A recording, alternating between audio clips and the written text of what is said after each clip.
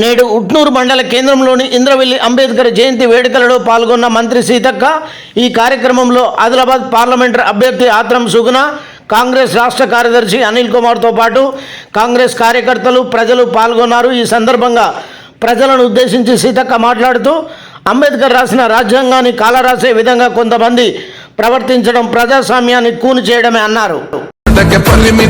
అంబేద్కరుడు ప్రతివాడికి హక్కులను పంచినవాడు, తను రాసింటూ రాజ్యాంగం దేశం కోసం, తను చేసింటూ పోరాటం అందరి కోసం. ప్రశ్నించే హక్కు మన డాక్టర్ బిఆర్ అంబేద్కర్ గారు రాజ్యాంగం ద్వారా ఇచ్చిండు. సూర్య చంద్రుడు ఉన్నంత వరకు అంబేద్కర్ గారి ఆలోచన ఉండాలి.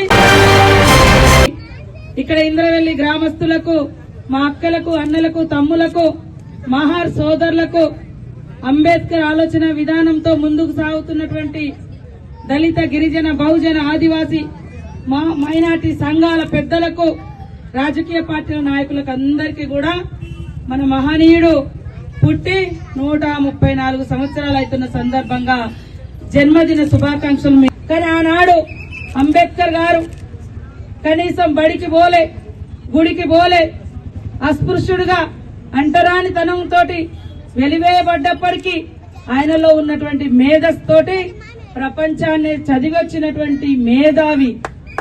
ఇవాళ నాలెడ్జ్ ఆఫ్ ఐకాన్, మేధస్సుకు, మేధావికి ఎవరు సింబల్ అంటే మన బడికి రానియనటువంటి, బడికి పోకుండా చదువుకున్నటువంటి అపర మేధావి అంబేద్కర్ గారు.